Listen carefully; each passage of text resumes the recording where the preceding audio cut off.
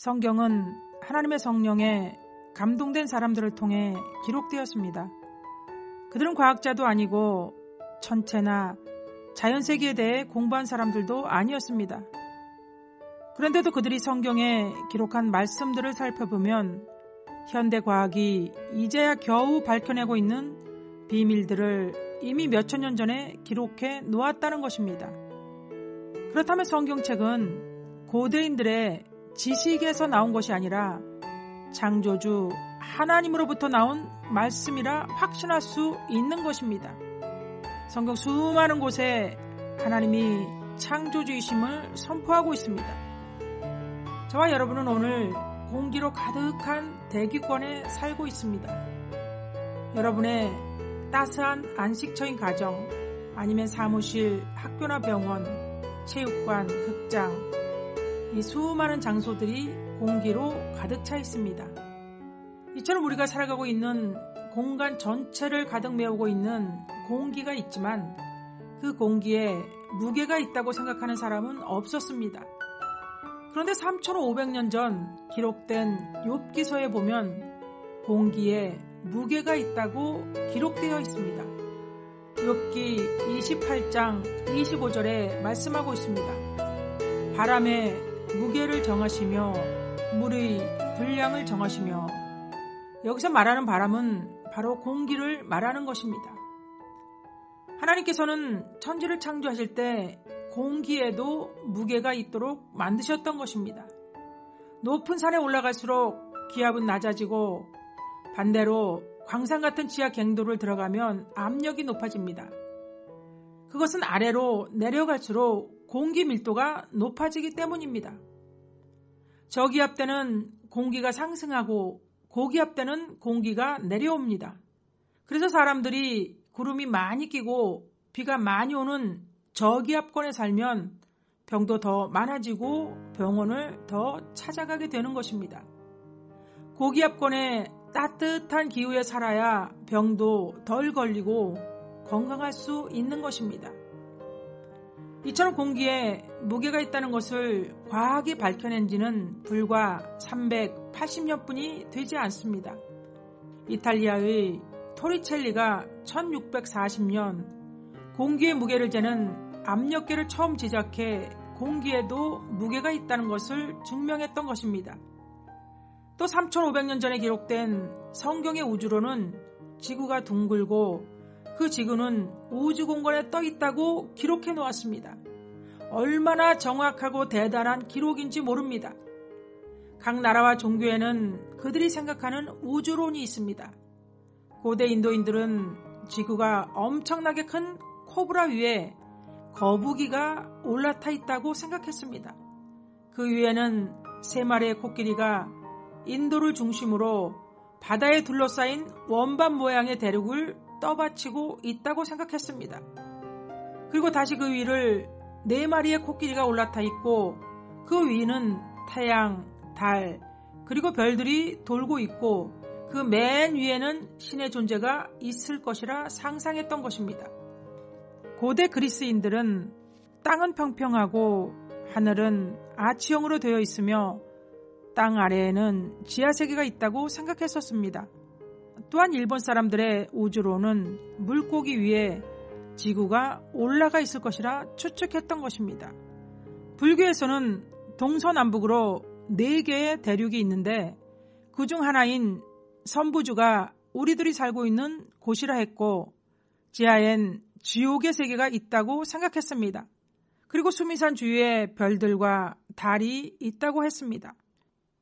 여러분, 이런 우주론들에 비하면 3,500년 전 성경에 기록하고 있는 우주론은 얼마나 정확하게 기록하고 있습니까? 이런 정확한 기록을 통해 우리는 하나님만이 진정한 창조주이시며 온 우주 만물을 주관하고 계신 분이라는 것을 알 수 있습니다. 욥기 26장 7절에 그는 북편 하늘을 허공에 펴시며 땅을 공간에 다시며 라고 기록하고 있습니다. 즉 지구를 우주 공간에 달아 놓으셨다고 기록하고 있는 것입니다. 뉴턴이 1687년 만유인력을 발견하면서 땅이 어떻게 공간에서도 떨어지지 않고 달려 있는지를 알게 되었습니다.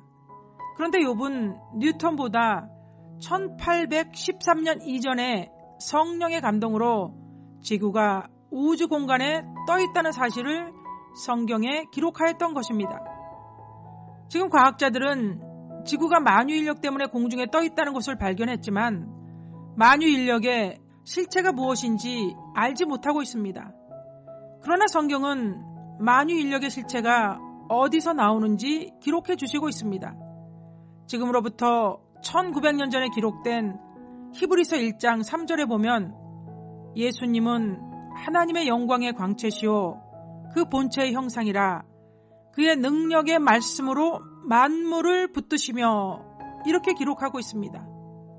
만물이라고 하는 것은 해, 달, 별, 하늘에 떠있는 천체들을 이야기하는 것입니다.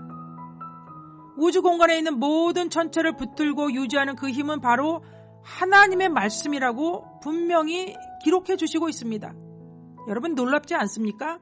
과학자들이 지구가 우주 공간에 떠 있다는 것을 발견하기 이미 수천 년 전 성경에는 그 사실을 이미 기록하고 있다는 것입니다. 세계적인 천문학자이며 무신론자인 로버트 제스트로는 다음과 같은 고백을 하였습니다. 과학자들의 수많은 연구를 통해 어느 이론의 배경쯤 접근해 보면 이미 그 자리에는 예전부터 와서 앉아있는 이들이 있는데 그들에게 누구냐고 물으면 그들은 신학자들이라고 대답한다. 과학자가 어마어마한 연구를 통해 지식의 정상에 올라와 보면 이미 그 자리에는 신학자들이 와 있다는 것입니다. 하나님의 말씀이 과학보다 앞선다는 것을 고백하고 있는 것입니다. 또한 욥기에 물의 순환에 대해서도 기록해 주시고 있습니다. 욥기 36장 27절 29절에 그가 물방울을 가늘게 하시며 빗방울이 증발하여 안개가 되게 하시도다. 그것이 구름에서 내려 많은 사람에게 쏟아지느니라. 겹겹이 쌓인 구름과 그의 장막의 우레소리를 누가 능히 깨달으랴. 옛날 사람들도 구름에서 비가 온다는 사실은 알고 있었지만 구름이 어떻게 해서 생기는가에 대해서는 알지 못했습니다. 그러나 16세기, 17세기가 되어서야 기상학자 페라울트와 마리오트에 의해 물의 순환을 알게 되었습니다. 바다에 모여있는 물은 태양열에 의해서 증발합니다. 보이지 않는 그 많은 수증기들이 올라가 응집이 되어 냉각이 됩니다. 그것들이 응결하여 안개나 구름이 됩니다. 그리고 그 물방울이 많아지게 되면 그것이 땅에 비로 쏟아지게 되는 것입니다. 17세기가 되어서야 발견한 이 사실을 성경은 그 아득한 옛날 기록해 두셨던 것입니다. 이러한 기록들을 살펴볼 때 하나님이 천지를 창조하신 창조주이심을 우리는 알 수 있습니다. 이러한 성경 기록은 창조주 하나님이 알려주실 때에만이 가능할 수 있는 것입니다. 여러분 모두 성경 말씀의 기록이 사실임을 믿고 하나님의 창조주 되심을 마음으로 받아들이실 수 있는 복된 청취자 여러분들이 다 되실 수 있기를 간절히 소망해 봅니다.